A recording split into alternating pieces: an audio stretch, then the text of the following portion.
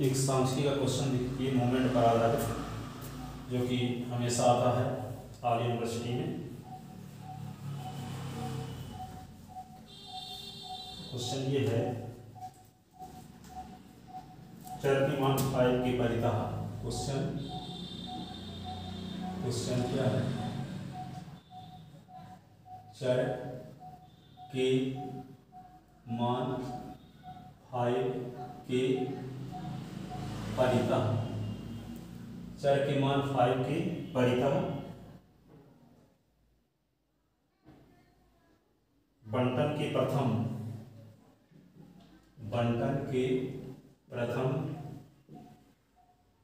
4 moment, 4 आघूर्ण या moment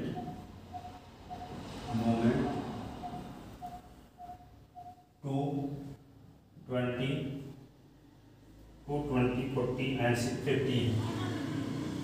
and 50। ठीक है। तो दी गई सूचना के आधार पर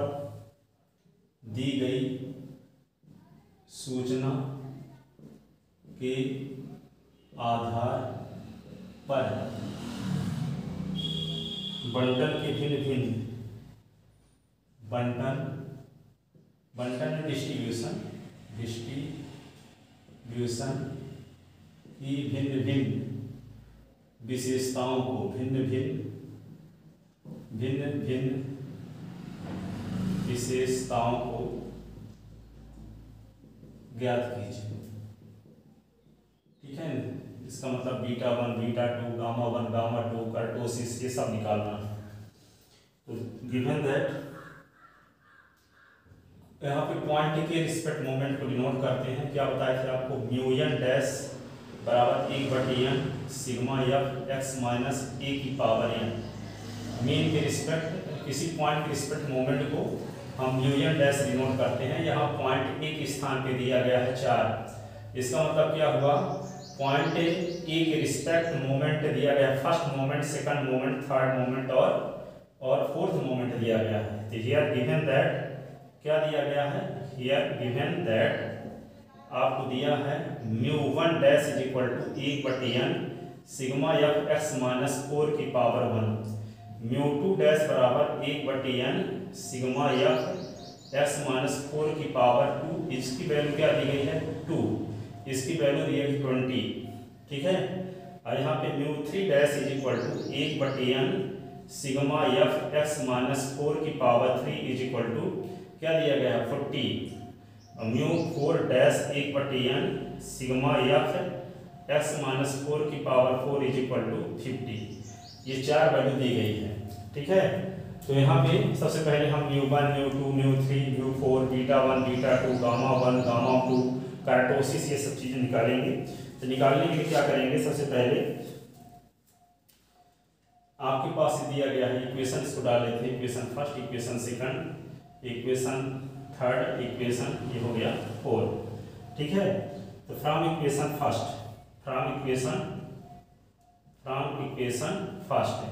क्या दिया गया है? म्यू1 डैश बराबर 1/n sigma F x minus 4 की पावर 1 इज इक्वल टू 2। इसको हम क्या लिख सकते हैं? इसी से 1/n, ये sigma F X 1/n sigma F 4 is equal to 2। तो यहाँ पे क्या आएगा? 1/n sigma F X upon n की वैल्यू होती है मीन, ये होगा मीन। 1/n सिग्मा एफ की वैल्यू होती है n, ये हो गया 4 is equal to 2। n cancel हो गया तो क्या बचा? m minus 4 is equal to 2। तो यहाँ पे m इज इक्वल टू क्या हुआ? 4 + 2। तो m इज इक्वल टू क्या मिल गया? 6। तो यहाँ पे आपको मीन मिल गया। क्या मिल गया? मीन। इसको बोलते हैं मीन। तो आपको यह एक विशेषता मिल चुकी है। ठीक है। अब हमको क्या निकालना है? मीन के रिस्पेक्ट फर्स्ट मोमेंट क्या होता है? मीन के रिस्पेक्ट फर्स्ट मोमेंट निकालते हैं। तो मीन के रिस्पेक्ट फर्स्ट मोमेंट तो ऑलवेज 0 होता है। मीन के रिस्पेक्ट फर्स्ट मोमेंट ऑलवेज 0 होता है। ठीक है। मीन के रिस्पेक्ट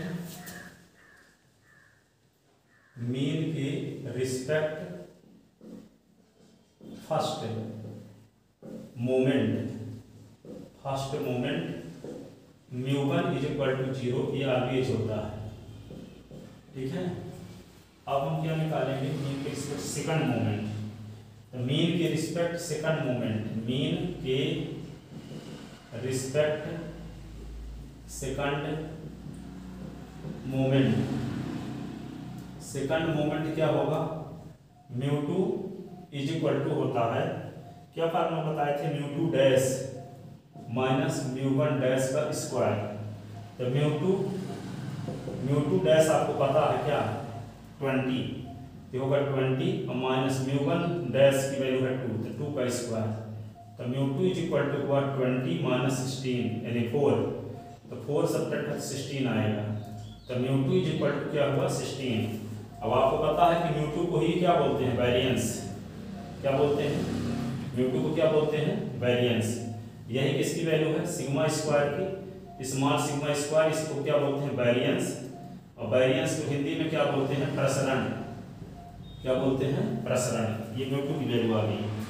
अब हम क्या निकालेंगे, जब प्रसरण मिल गया तो क्या होता है, standard deviation. Standard deviation, deviation का मतलब होता है मानक विचलन। मानक विचलन, तो मानक विचलन बराबर होता है अंडर रूट प्रसरण। क्या होता है, प्रसरण। तो प्रसरण में क्या लिख देंगे, प्रसरण की वैल्यू, प्रसरण तो रूट ऑफ प्रसरण में लिख देंगे 16 तो हो जाएगा ये 4। तो ये आ जाएगा स्टैंडर्ड डेविएशन। आपको स्टैंडर्ड डेविएशन जिसको हम सिग्मा से डिनोट करते हैं, ये आ गया 4, ठीक है। अब क्या निकालते हैं, वेरिएंस तो आपको पता ही हो चुका है, वेरिएंस इज इक्वल टू वहाँ पे सिग्मा स्क्वायर। वेरिएंस है अलग से लिखना तो लिख सकते हो, वेरिएंस इज इक्वल टू क्या है 16। अब क्या निकालते हैं, मीन के रिस्पेक्ट थर्ड मोमेंट, मीन के रिस्पेक्ट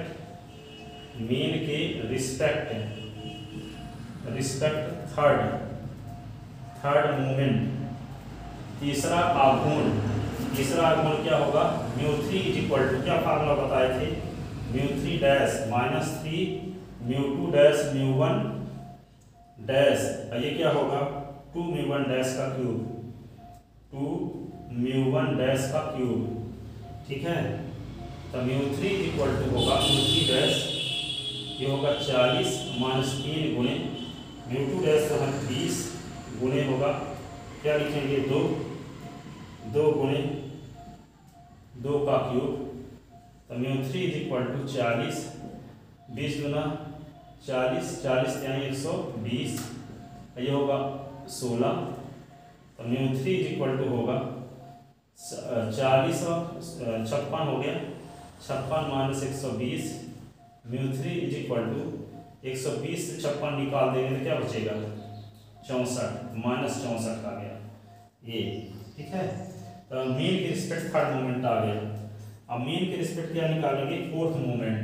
मीन के रिस्पेक्ट फोर्थ मोमेंट निकालने का क्या फार्मूला है, कल निकलवाए थे। मीन के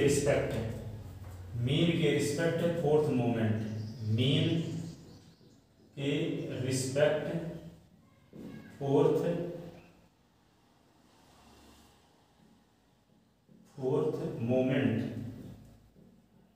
मोमेंट किसको किससे डिनोट करते हैं, μ4।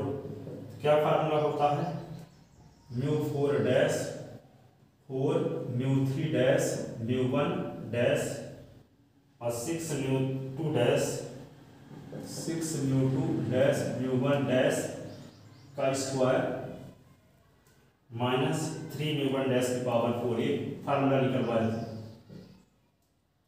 पावर 4 μ1 डैश की पावर 4, 3 μ1 डैश की पावर 4, ठीक है। तो यहाँ पे μ4 इज इक्वल टू क्या हो जाएगा, μ4 डैश की वैल्यू 50 क्वेश्चन में दिया है, और इंटू μ3 डैश की वैल्यू पता है 40, इंटू ये होगा 2 6 इंटू μ2 डैश 20 है, 20 इंटू 2 का square minus 3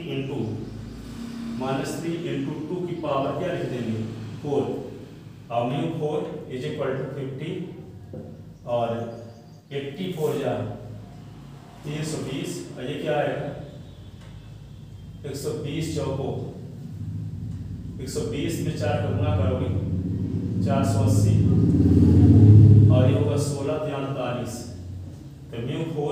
is equal to क्या होगा, ये 50 और 480 जोड़ देंगे तो क्या होगा 530 को सिंप्लीफाई करोगे तो आता है 162।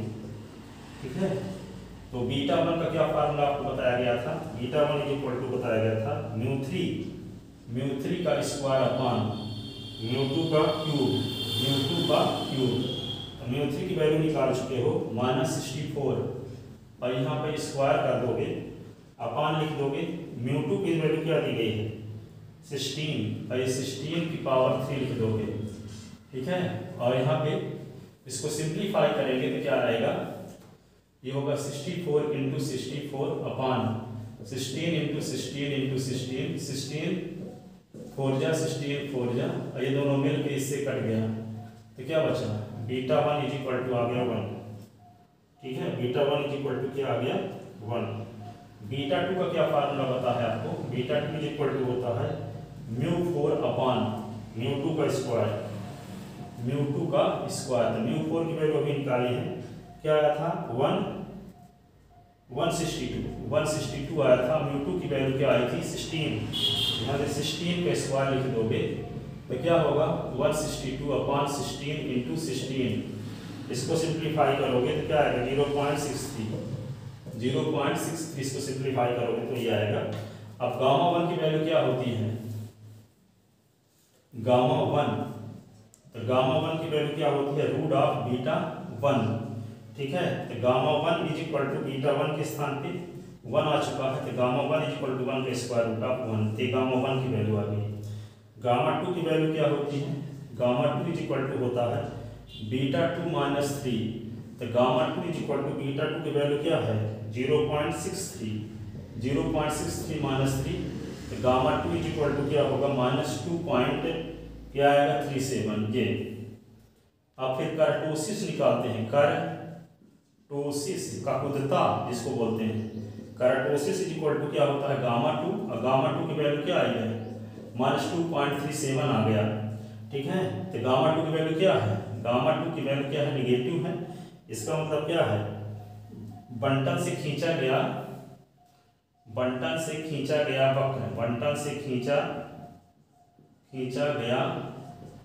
वक्र क्या है सपाट ककुदी वक्र है, सपाट ककुदी वक्र है, ककुदी वक्र है, सफेद सपाट ककुदी वक्र क्या बोलते हैं, सपाट ककुदी वक्र क्या बोलते हैं इंग्लिश में प्लेटी कार्टोसिस, क्या बोलती हैं प्लेटी PLATY कर्टोसिस प्लेटी कर्टोसिस यानी सपाट काकुदी वक्र होगा। ठीक है, जब गामा की वैल्यू क्या रहती है 0 से छोटी नेगेटिव 0 रहती है तो क्या बोलते हैं उसको क्या बोलते हैं मेसोकार्टोसिस, यदि मान लो पॉजिटिव रहती है तो इसको क्या बोलते हैं लेप्टोकार्टोसिस, निगेटिव रहेगी तो क्या बोलेंगे उसको प्लेटिकार्टोसिस, यदि मान लो 0 के इक्वल रहेगा तो इसको क्या बोलेंगे मेसोकार्टोसिस, यदि पॉजिटिव रहेगा तो इसको क्या बोलेंगे लेप्टोकार्टोसिस। ठीक है, सपाट ककुदी वक्र, मध्य ककुदी वक्र और तुंग ककुदी वक्र 3 प्रकार के होते हैं। तो गामा 2 से मापन किया जाता है किसका कार्टोसिस का। ठीक है, इस प्रकार से गामा 2 की वैल्यू आ गई। अब हम क्या निकालेंगे बीटा गामा कोफिशिएंट हो गया और कार्टोसिस भी हो गया। इस प्रकार ये क्वेश्चन कंप्लीट होता है। आई होप आपको समझ में आया होगा। यदि कहीं प्रॉब्लम जाती है तो कमेंट करके पूछिएगा। Thank you so much.